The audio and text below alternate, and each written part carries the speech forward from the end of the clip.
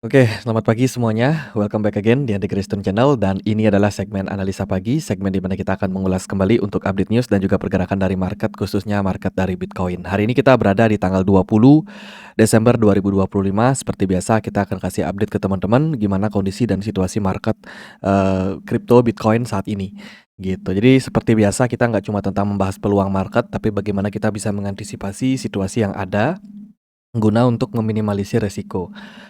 Nah, teman-teman, secara keseluruhan ya, sementara ini pergerakan Bitcoin masih terbilang apa ya, bisa dibilang sideways mungkin ya di beberapa.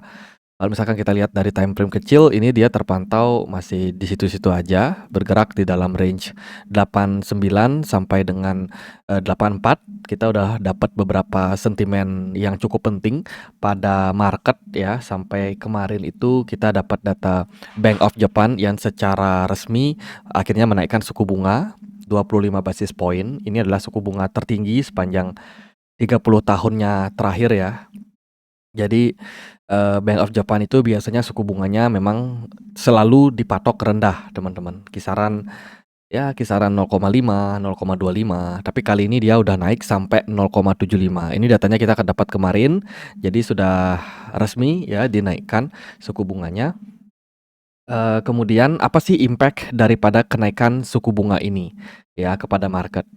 Yang pertama yaitu tentang Japanese carry trade, teman-teman. Ini aku sampaikan postingan yang kemarin karena teman-teman juga beberapa ada yang menanyakan gitu ya. Nah ini guys, kenaikan suku bunga Bank of Japan memiliki dampak yang cukup signifikan dan sering kali negatif terhadap pasar kripto dalam jangka pendek. Ingat ya, dalam jangka pendek.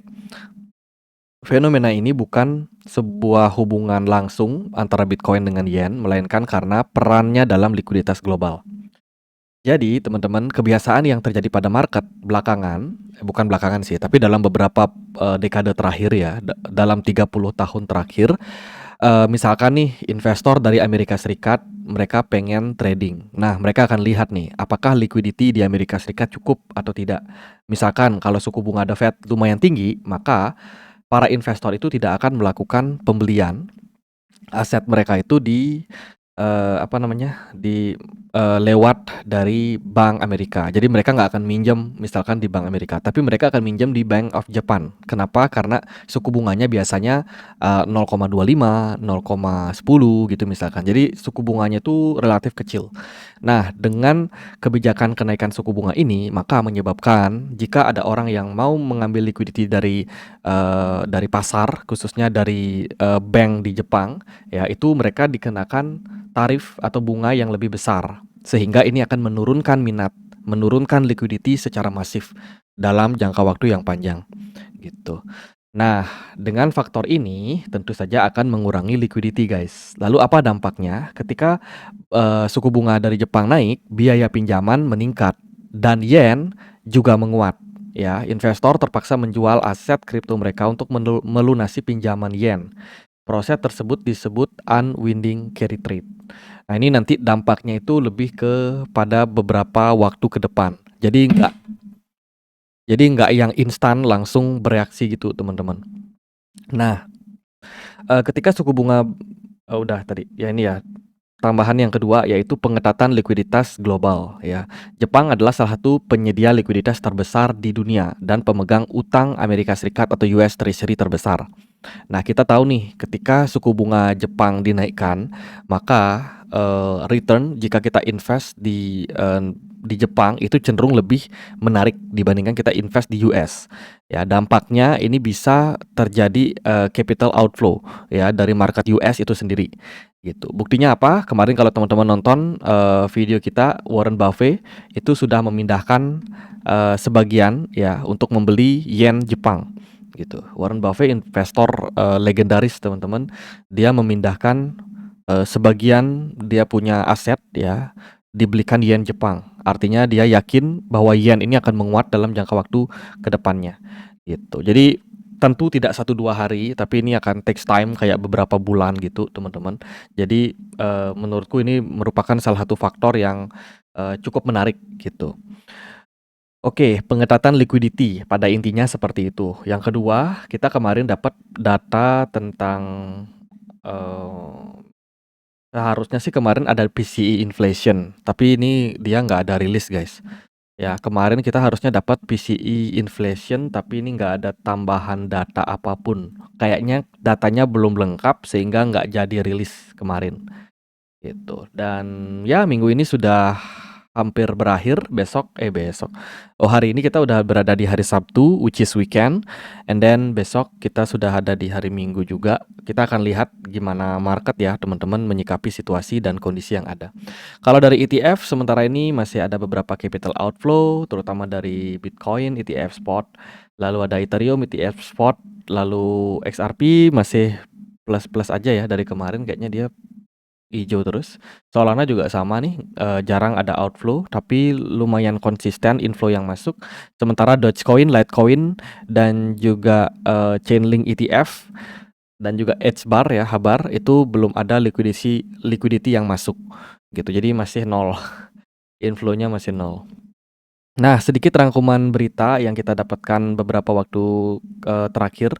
Yang pertama itu adalah CPI ya di bulan November untuk US.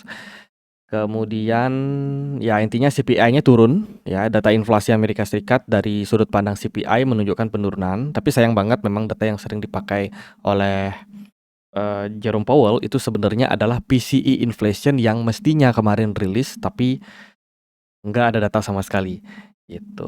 Ya, Bank of Japan naikkan suku bunga, ini tadi sudah kita bahas. Kemudian Senat confirm two key crypto regulation. Nah, ini teman-teman, ini sudah ada dukungan ya dari US untuk regulasi kripto yang lebih baik. Ini akan didukung oleh CFTC dan juga FDIC ya.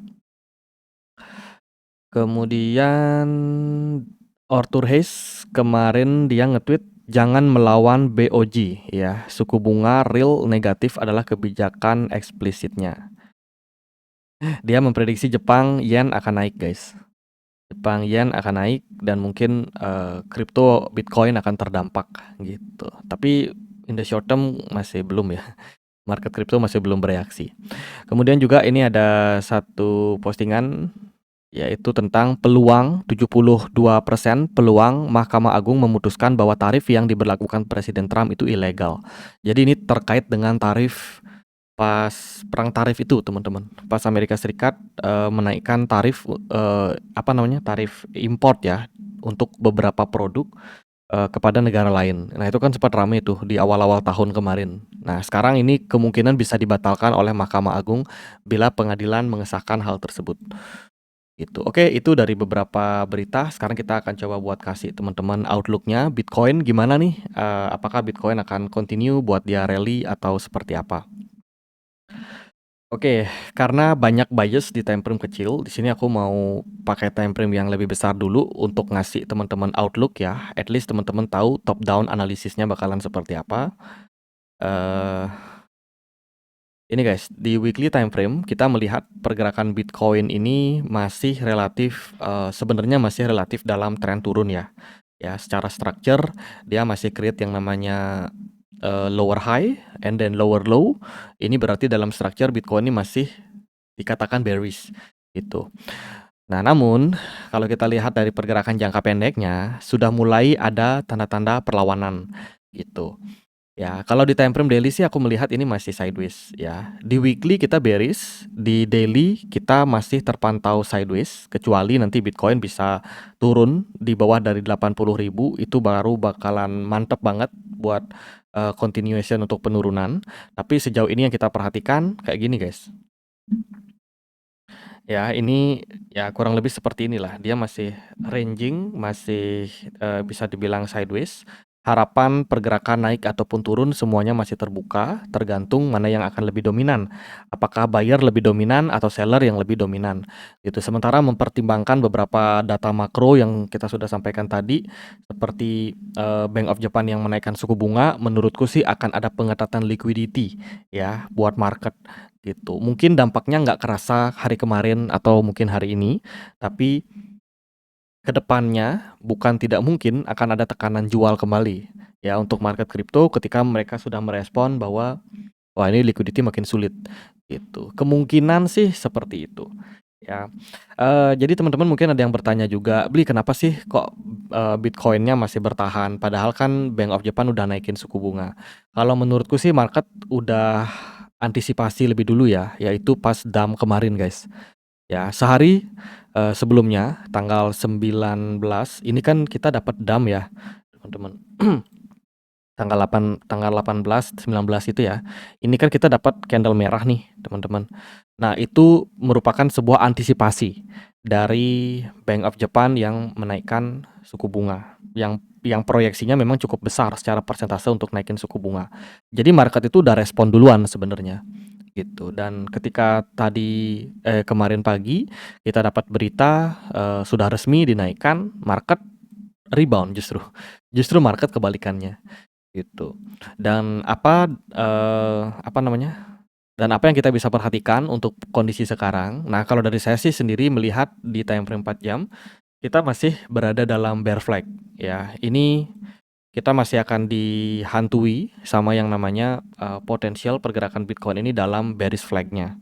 Itu dampaknya adalah ya penurunan lebih lanjut ya dari harga sekarang. Itu walaupun kita lihat jangka pendek Bitcoin ini ada peluang buat dia rebound ya, tapi akan ada level konfirmasi yang kita harus perhatikan juga gitu. Selama belum ditembus level konfirmasi tersebut, ya berarti pergerakan Bitcoin masih bisa dibilang potensial downtrend gitu. Nah, sekarang aku coba buat jabarkan ke teman-teman di time frame kecilnya sebenarnya probability-nya itu kayak gimana. Oke. Nah, ini kan si Bitcoin kan sudah turun ya, teman-teman. Dia udah confirm breakdown di sini ya kan di 89 ini. Nah, ini dia udah breakdown dari trend line sebenarnya dan didukung oleh volume yang lumayan bagus serta candle yang lumayan panjang. Itu pas kejadian di tanggal 15 gitu. Nah, setelah itu kita cuma bergerak sideways di sini, guys. Gitu. Artinya apa? Artinya ada kemungkinan buat Bitcoin sebenarnya buat retest terus ke area trend line yang ini. Nah, ini kan kita ada trend line nih teman-teman. Nah, trend line ini masih akan berpotensi buat dites sama Bitcoin. Sampai kapan? Ya, mungkin dia masih bisa naik sampai ke area 90.000 atau bisa sedikit di atasnya kembali. Itu 91.000 tergantung lah dengan situasi market ke depannya gitu. Jadi sebenarnya masih ada peluang dan itu masih tergolong valid. Ya, artinya masih valid untuk kita katakan Bitcoin masih dalam kondisi downtrend, hanya saja dia ada sedikit rebound, ada sedikit retracement atau kita bilangnya retest ke beberapa resistance kuat di atas gitu. Kemarin kita sempat bikin live juga, beberapa teman-teman mengingatkan ada semacam fair value gap di kisaran level 91 ribuan ya. 91.000, 92.000. Nah, ini gap yang terbentuk waktu DAM di sini. DAM di berapa nih? Di kisaran tanggal 12 ya, 12 Desember. Ini ada fair value gap di sini gitu. Karena Bitcoin kemarin dia nggak continue buat naik, maksudnya dia nggak continue buat turun ya, dan justru pergerakan Bitcoin malah naik. Nah, ini membuka peluang nih untuk kenaikan Bitcoin lebih tinggi lagi gitu ke beberapa level resistance di atas. Nah, terus gimana nih kalau kita lihat dari apa namanya? Nah, ini aku gambarin dulu ya sebelum kita masuk ke wave theory. Nih guys, kita ada trend line di sini. Ya, ini adalah trend line penting buat Bitcoin. Menurutku kalau Bitcoin sudah mampu jebol area ini, maka akan lebih besar potensinya buat Bitcoin ini kayak running ke level yang lebih atas, which is itu bisa ke 91 ribuan. Ya, tapi syaratnya itu sih, dia harus tembus dulu area trend line ini. Selama belum ditembus, ya berarti kita masih ada peluang buat correction gitu. Tapi what if jika seandainya pergerakan Bitcoin kena rejection kuat, mungkin karena pengaruh weekend, mereka pada take profit, dan pergerakan Bitcoin apakah mungkin dia buat turun? Menurut saya juga mungkin gitu. Mungkin aja pergerakan Bitcoin bisa turun, dan sama halnya kemungkinannya pergerakannya bisa seperti ini juga gitu. Nah, tapi karena semuanya bersifat kemungkinan, lalu mana yang lebih mungkin buat terjadi jangka pendek? Nah, ini yang teman-teman harus cermati sih. Oke, kemarin kita zoom out dulu. Oke. Nah, kemarin kita sudah sempat gambarkan ke teman-teman gimana sih roadmap dari pergerakan Bitcoin sebenarnya. Ini kita pakai wave theory seperti biasa. Ini adalah wave satunya ya. Terus wave 2. Kemarin kita expect wave 2 di sini kan. And then dia turun ke wave 3, 4 dan juga 5 di bawah Gitu. Nah, wave 2 ini sebelumnya kita expect pergerakan Bitcoin ini cuma sampai setengah dari apa namanya, setengah dari penurunan kemarin, which is kalau saya bisa ekspektasikan Bitcoin, kalau seandainya dia cuma retest kemarin sampai level 86 di sini, ini kan dia turun nih teman-teman, habis itu dia naik kan 3 wave, kalau seandainya dia cuma retest dan dia turun lagi, nah ini peluang untuk turunnya jauh lebih besar, gitu. Namun karena market kemarin menurutku cukup, apa ya, cukup anomali juga ya. Ya, ketika ada bad news, justru Bitcoin rebound. Kemarin sehari sebelumnya ada data CPI, data inflasinya mengalami penurunan, Bitcoinnya malah dump. Jadi market ini anomali banget gitu. Dan kalau secara structure wave kita juga sudah sampaikan ke teman-teman, secara pergerakan di time frame kecil ini sangat anomali ya. Ini adalah wave 1, 2, 3, 4 dan 5. Kemudian di sini juga sama, ini wave satunya, ini 2, 3, 4 dan 5. Gitu. Nah, kemarin kita juga sama guys, 5 wave lagi. Gitu. Jadi wow, saya juga apa namanya, kaget gitu. Ngeliat pergerakan Bitcoin bisa sampai tembus 86 dan dia langsung naik gitu. Jadi nah karena marketnya anomali kayak gini ya, maka tadi saya bilang peluangnya sebenarnya masih bisa ya. Either itu dia masih bisa naik, juga masih bisa kena dump di area sekarang. Itu nampaknya sih closing hari ini bakalan cukup penting ya, teman-teman. Ini kan kita udah mulai closing apa namanya, bullish engulfing ya dengan power yang lumayan strong. Seandainya kalau kondisi ini tetap bisa dipertahankan sampai nanti jam 7 pagi, sampai closing daily-nya, maka peluang di hari Minggu jangan-jangan Bitcoin masih ada kesempatan nih buat dia relief rally lagi, gitu. Ya katakanlah Bitcoin misalkan close-nya di 87 deh nanti pagi gitu. Tetap aja peluang Bitcoin ini masih akan punya apa namanya, masih ada peluang buat Bitcoin ini untuk naik lagi gitu. Once ketika itu terjadi, maka wave 2 ini maka tidak akan valid di area 85. Kemungkinan bisa sampai di sini, guys. Gitu. Nah, ini juga jadi pertimbangan sih sebenarnya. Ini kita pakai Fibonacci, tarik dari atas ke bawah sampai ini ya harusnya. Iya nggak sih? Ya itulah teman-teman. Nah kita dapat beberapa level di sini guys, yaitu di 91.000 bahkan bisa sampai ke 92.000 di level Fibo 76,4 jika trennya itu lumayan kuat gitu. Artinya adalah level 91.000 sama 92.000 ini sebenarnya bukan level yang mustahil gitu. Bisa aja secara jangka pendek atau beberapa hari ke depan Bitcoin dibawa ke level tersebut. Mengingat tren jangka pendek ini lumayan strong. Gitu. Jadi antisipasinya sih menurutku kayak gitu ya. Dari indikator misalkan RSI dia ada kenaikan, guys. Jadi gini, apa namanya, Bitcoin secara karakter ya, secara karakter pergerakan itu dominasi sellernya menurun. Ya, ketika perdagangan kemarin ini kerasa banget dominasi sellernya menurun dan mungkin buyer take control in the short term. Hingga bisa membuat pergerakan Bitcoin ini naik lumayan signifikan tinggi gitu, dan disertai juga dengan volume perdagangan yang bagus. Gitu. Jadi intinya udah mesti harus hati-hati dengan situasi, apalagi teman-teman yang suka pakai leverage tanpa stop loss ya. Kemarin saya udah kena stop loss duluan, once ketika Bitcoin ada di 87 gitu. Jadi itulah pentingnya kena apa namanya, pasang stop loss guys. Kalau teman-teman trading tanpa stop loss ya bablas gitu, karena nggak punya trading plan yang jelas jadinya. Nah, untuk apa namanya, untuk sedikit menyeimbangkan, karena kan tadi kita membahas tuh peluang-peluang Bitcoin buat naik. Lalu gimana sih jika skenarionya adalah turun? Di sini aku pakai indikator smart money ya, teman-teman. Nah, sebenarnya power dari kenaikan Bitcoin kemarin itu tidak terlalu disupport oleh smart money yang luar biasa besar. Menurutku smart money-nya biasa aja. Lebih keren yang terjadi pada tanggal 18 ini, which is 2 hari yang lalu. Itu lebih powerful dibandingkan dengan apa yang kita lihat hari kemarin gitu. Jadi dalam artian adalah menurutku sih secara jangka pendek Bitcoin juga punya potensi ya buat dia kembali turun ya, dengan syarat dia kena reject di sini. Artinya Bitcoin semakin menjauh dari level 88.000. Kemudian juga faktor yang mungkin bisa mendukung itu adalah ini guys, Bitcoin dominance. Kemarin dia drop banget ya, 2,5%. Beberapa altcoin kemarin cukup happy karena ada kenaikan yang lumayan signifikan. Ada WLD aku perhatikan naik 10%, Altcoin naiknya 16% something. Kemudian Cardano juga lumayan 7%, XRP naiknya 5%.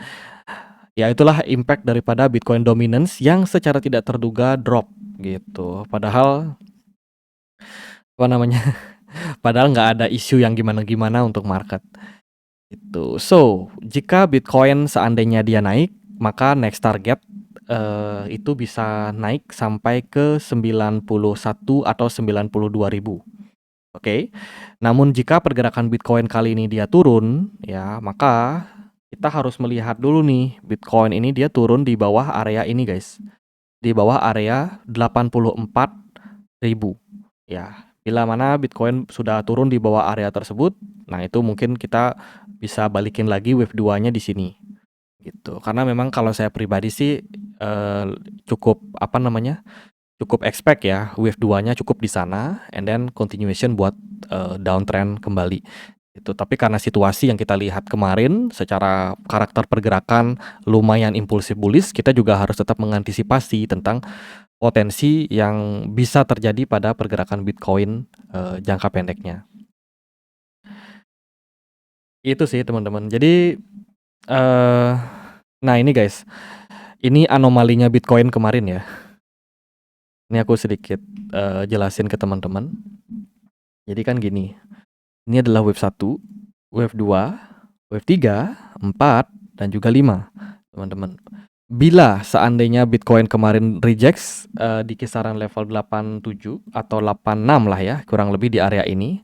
Kalau dia pas naik ini kayak gini, berarti kan ini ABC ya, ABC corrective wave, zigzag correction gitu. Itu makan mantep banget buat dia continuation buat turun.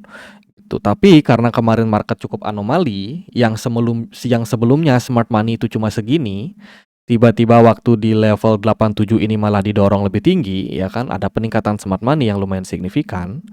Ya, di sana kita melihat ada perubahan karakter dari pergerakan Bitcoin. Gitu. Jadi perubahan karakter inilah yang kita deteksi kemarin itu siang hari jam 2. Makanya saya bikin live kemarin cukup singkat, teman-teman. Kita nggak bahas lebih lanjut. Kenapa? Karena kalau kita bahas lebih lanjut, sementara kita masih melihat ada potensi buat Bitcoin ini rally kan. Nah, sementara itu kita kan nggak tahu nih rally-nya sampai mana. Gitu. Jadi karena penuh dengan ketidakpastian tersebut, jadi ya udah kita sebentar aja bikin live gitu. Dan ini adalah video update dari live kemarin. Menurut saya sih peluangnya seperti itu. Jadi teman-teman bisa mulai hati-hati bila mana Bitcoin sampai tembus dari area 89, itu bukan tanda Bitcoin bakalan turun, tapi itu tanda Bitcoin bakalan naik ya. Jadi bisa diperhatikan 89.000. Targetnya bisa sampai ke 91 atau 92 kalau dia tembus 89. Lalu jika level ini adalah rejection buat Bitcoin, yaitu di ini guys, trendline yang kita sudah kasih tahu ke teman-teman tadi. Ini kan dia sebenarnya udah ada ekor nih teman-teman.